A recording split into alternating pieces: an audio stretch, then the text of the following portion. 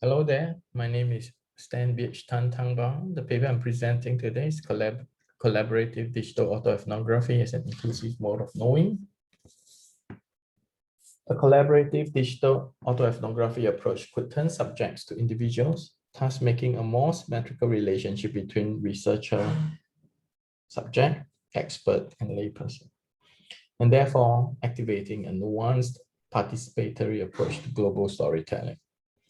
This essay discusses how we may reimagine a more symmetrical relationship between the researcher and subject, expert and layperson, that could help to inculcate an inclusive mode of autoethnographic knowing that allows participants to, over time, reflect and embrace their individual autoethnographic difference. I show how kachinlifestories, which operates in such a framework of symmetry, avails us to the messiness and complexity of lives lived and an inclusive mode of knowing that resists autoethnographic monoauthorship. I end this paper by alluding to the possibility of Kachin participants being able to reflect on the settings they presently occupy and embrace the individualism with the ethnic label of being Kachin. By mode of knowing, I am following law when it poses the question, how should we know the world? And acknowledges that in the globalizing social sciences, knowing is embedded in practices and regimented by institutional continuities that has little space for unruly passions, messy materials and bodies, excesses, the idea that knowing might be situated, the possibility of formlessness or performativity. This current dominant mode of knowing, according to law,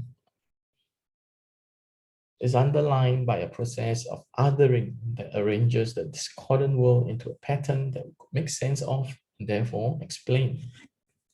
His point is simple. It is still a messy world out there, although our methods make it orderly and readable.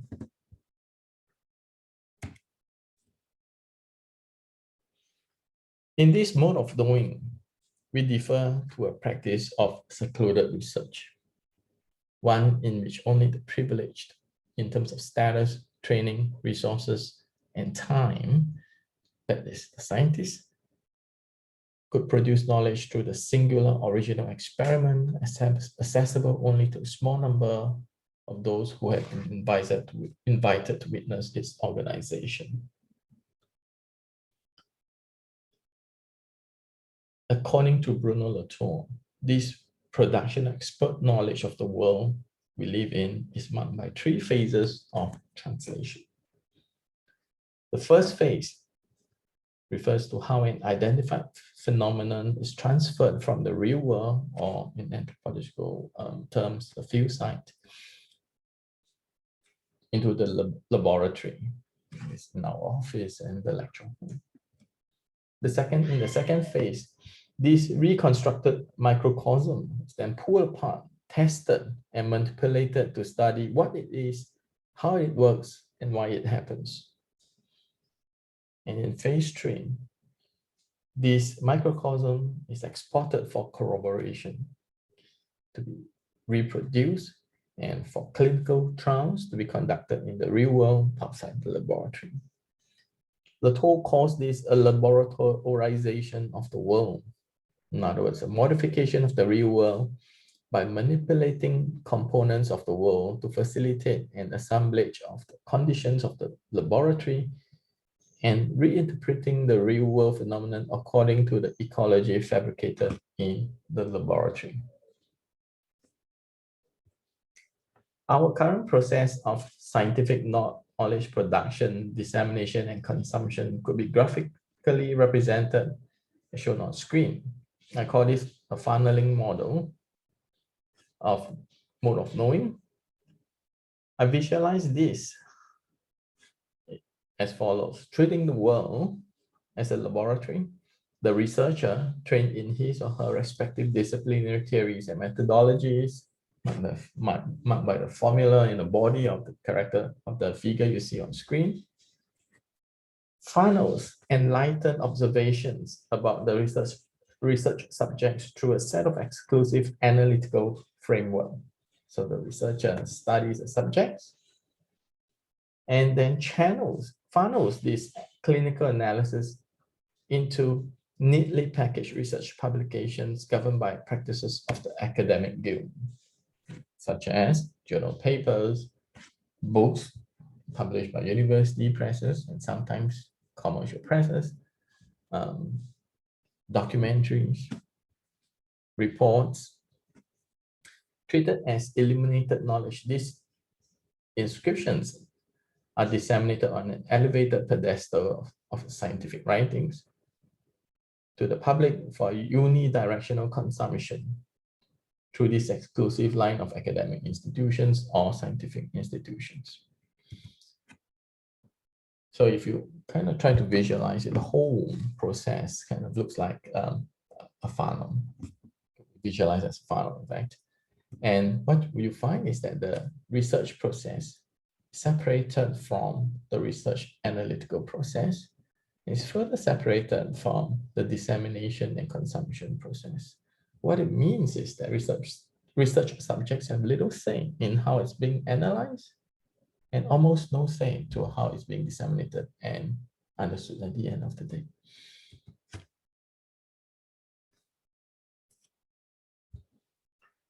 But we all know that this is not the only way, the only mode in which knowledge is produced.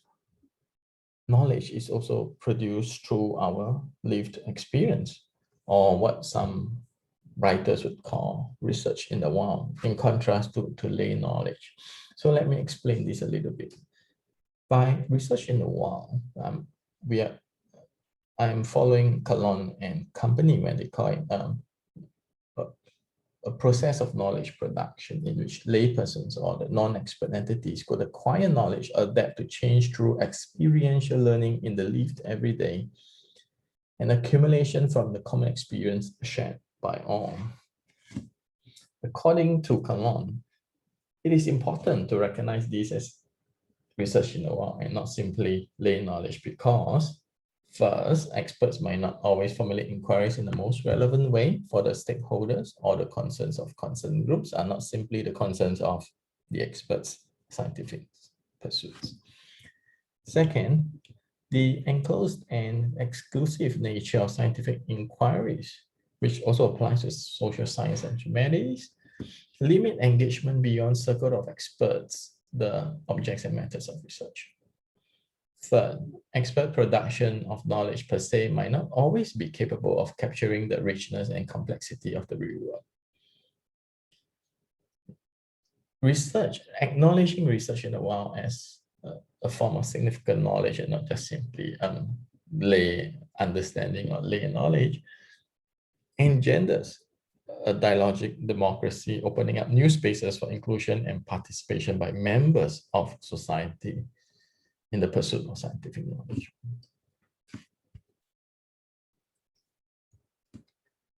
In their extended essay on technical democracy, Calon and colleagues show how rapid development and adoption of scientific knowledge, without fully considering its social and ecological consequences for the very people who have to live with their world tasks understood in the way that has been happening in the world for a long time, is underlined by an outmoded distinction of scientific experts and lay people. In other words, the researcher, the expert, and the research subject. The ability to act in order to overcome a problem with a technical solution in such a scheme of things is marked by a clear-cut decision model where the expert professional is legitimately privileged with the authority to decide what the world is, how the world should be, without including lay people, stakeholders, or non-human actors. In the digital present, it is no fantasy to imagine laypersons shouting, "We do not accept the monopoly of experts. We want to be directly involved in the political debate on questions that our representatives either ignore or deal with without speaking with us." For digital anthropology, what does this digital change entails? Well, it's not too difficult to imagine since we live with it. It means the rise of the internet, the evolution of mobile computing, the revolution of interfaces, and the widespread use of hypertext and effective communication through the digital change that we're all embedded in.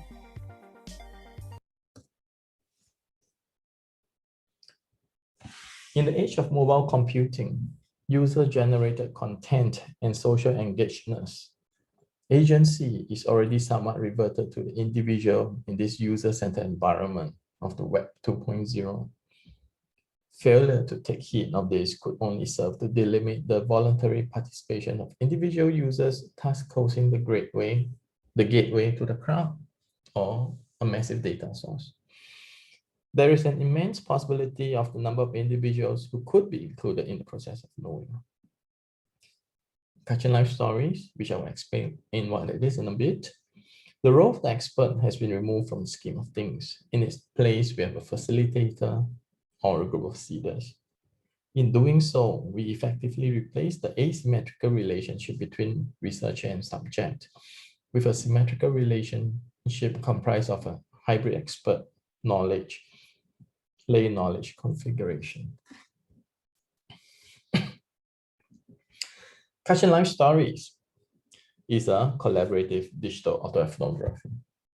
It is a conglomeration of snippets of life story narratives of Kachin people in the forms of text and hypertext shared on major social media network systems and electronic platforms. It is generated through autoethnographic volitions of individual Kachin around the world. It is marked by an absence of meticulously designed research questions, insightful curation of raw data, or sophisticated analysis by the expert. Stories are left as it is and as a conglomerated mess. Some would call it a mess, spelled with E. It is a collaborative ethnography created under anthropological conditions of the globalizing digital present. We started with a simple question. What happens when ordinary Kachin start writing their own stories and start sharing these stories through their individual volitions?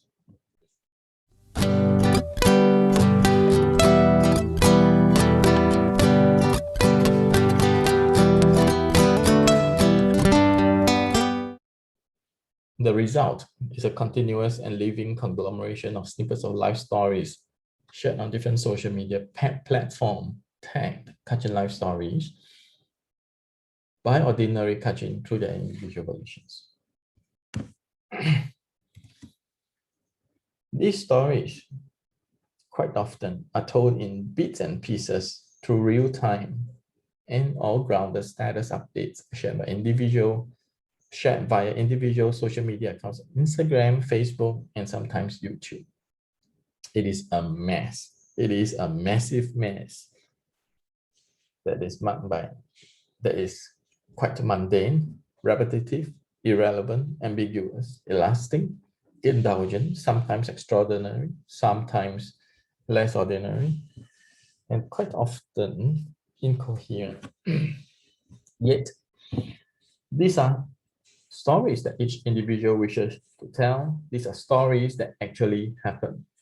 These are stories in their lives. This is a conglomerated data universe that is unfiltered, lived, and still living, and unreified. It is a small data replication of the messy world out there, and you have no grounds to dismiss it. There was clearly unbridled passion for the subject matter among Kachin contributors as within a year between 2013 and 2014, Kachinlifestories grew to become a dominant hashtag on things related to the Kachin on Instagram and Facebook. And when funded project activities such as capacity building workshops and get-togethers ended by the end of 2015, the stories continued to be told and shared to this very day.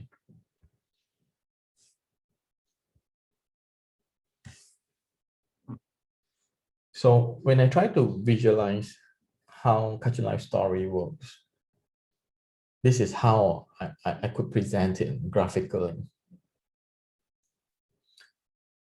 Kachinlifestories, if we put it very simply, is marked by a few qualities: that it is inclusive, it is socially engaged, it is multi-directional, it is pedagogical, it is empowering, and the process is marked by fluidity, multiplicity, and elusivity.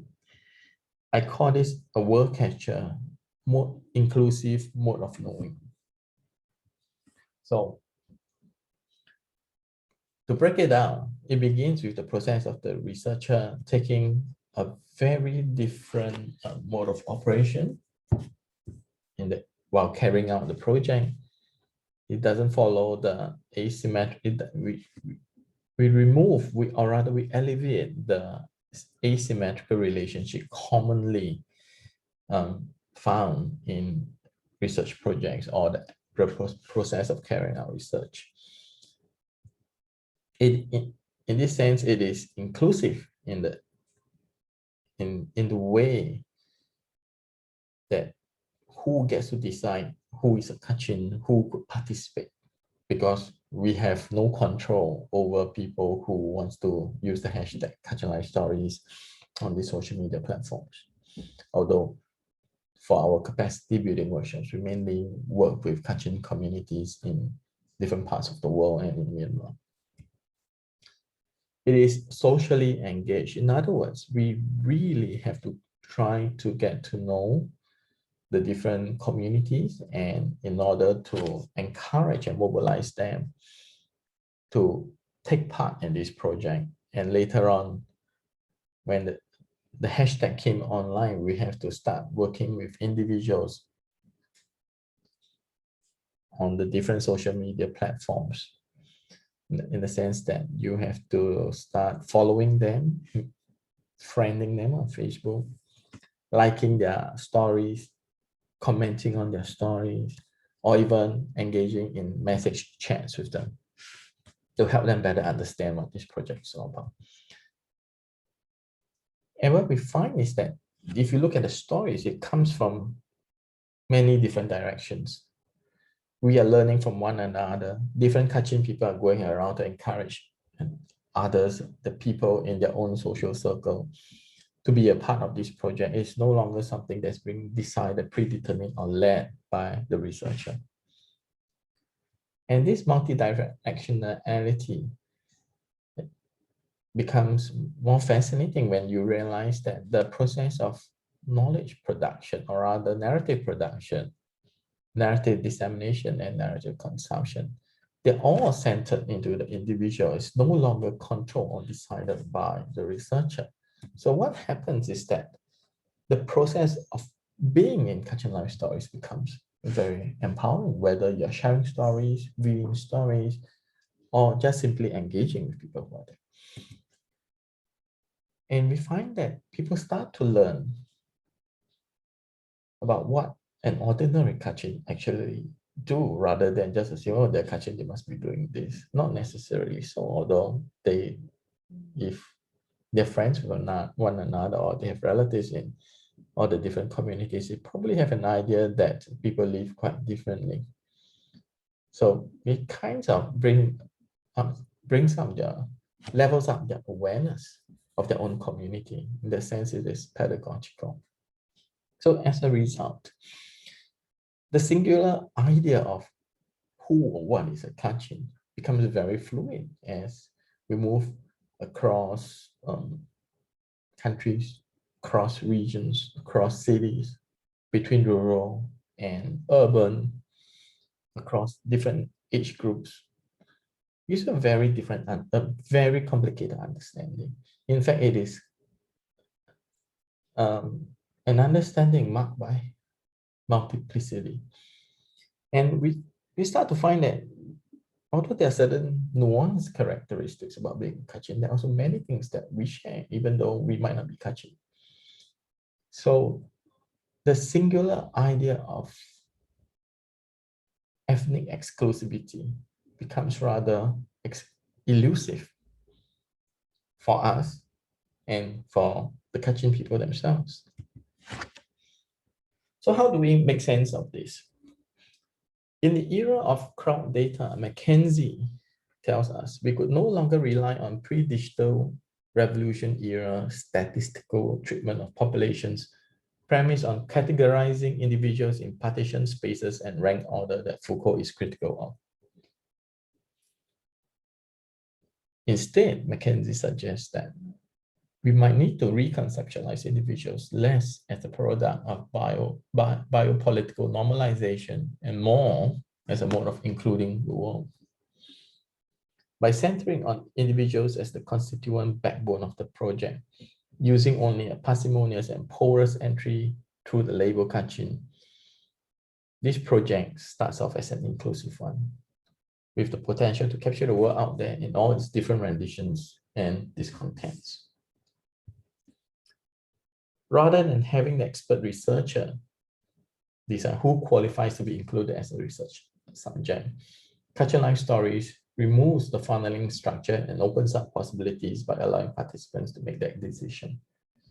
Although Kachin Life Stories starts off with a label, Kachin, assigned to a presumed group of people conceptualized from more than a century of professional anthropological study, the primary unit of engagement is clearly the individual. It is simply about an individual, one who identifies as belonging or affiliated to the Kachin community. These individuals tell their own life stories from every day and stories that they recollect at a particular juncture. The act of sharing story with a combination of still images, moving images, sounds, and text is performative in Kachin Life Stories. It is not simply a matter of putting the stories out there. It is as much about seeing the responses to the stories and how one's stories feature in the broad canvas of all stories captured through the hashtag Kachin Life Stories. In this sense, one could literally see his or her own participation. Storytellers might tell the same kind of stories over time, or they might not. They might continue, or they might not. There need not be an overarching outline to inform. In this sense, the stories become anthological. When you try to visualize a broad canvas painted by Kachin Life Stories, what you get is multiplicity consisting of the many layers of stories that interlapping, overlapping, isolating, centering, and decentering. But this multiplicity is merely a conglomeration of what has been shared so far, and therefore what could coagulate and hold together. When one attempts to follow the stories, it takes us across space, back and forth in time, and transcends categories. There is fluidity as more stories are shared and different stories intersect. In a collaborative digital autoethnography, the process of knowing requires the interested to step in and be engaged. But you will not exit by acquiring a certain product. Instead, you become part of an autoethnographic community. Thank you.